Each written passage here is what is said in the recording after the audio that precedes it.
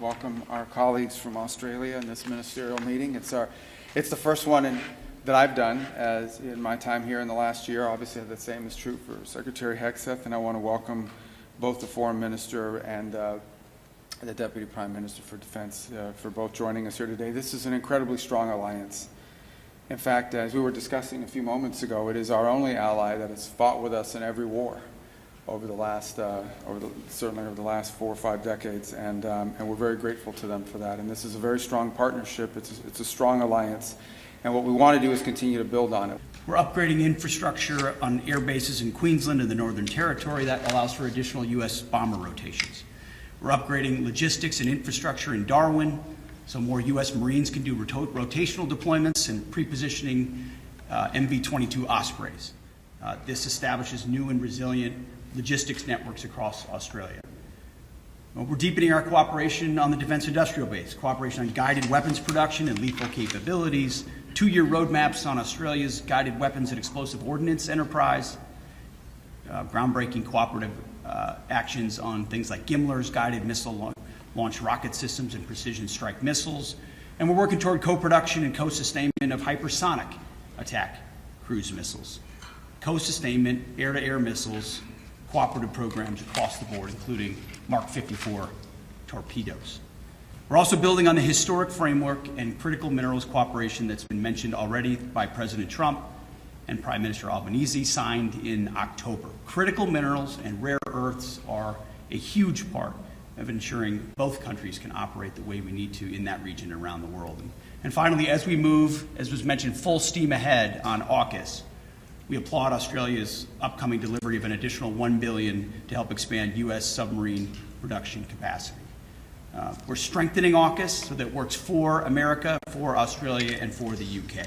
I think also President Trump has given us the motto for our meeting today, which is full steam ahead. And it is very much full steam ahead in terms of the alliance, in terms of the progress on AUKUS, in preparing ourselves for the establishment of the Submarine Rotational Force West at the end of 2027. That is a significant moment in the journey of AUKUS. But right now we've had an increased number of visits of US nuclear-powered submarines to Australia, including the USS Vermont, which has been at HMAS Stirling over the last 6 weeks or so, where it's undergone the most extensive maintenance that a US nuclear submarine has undertaken outside of the United States. And we are really pleased with the progress that we are seeing in terms of building Australia's capabilities to ultimately be able to operate our own nuclear-powered submarine capability going forward. At every AUSMID meeting that we've had since 2022, when Penny and I first started attending these AUSMID meetings, a central part of what we have sought to do in the defence space is to increase the US footprint in Australia.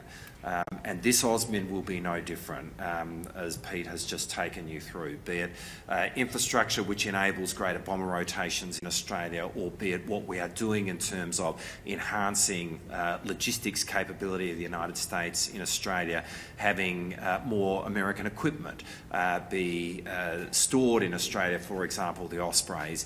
These are just examples of what we are doing across every domain.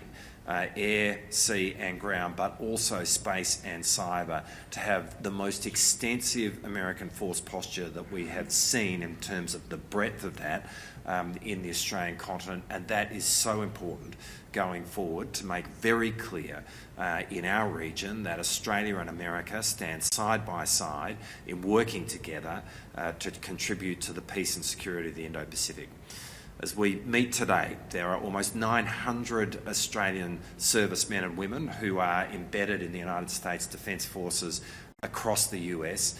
Indeed, the deputy commanders of the US Army, the US Navy and the US Air Force in the Pacific are all now institutionally Australian.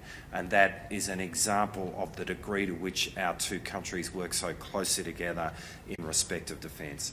Penny and I are really looking forward to taking our relationship and our alliance again forward in the meetings that we have today.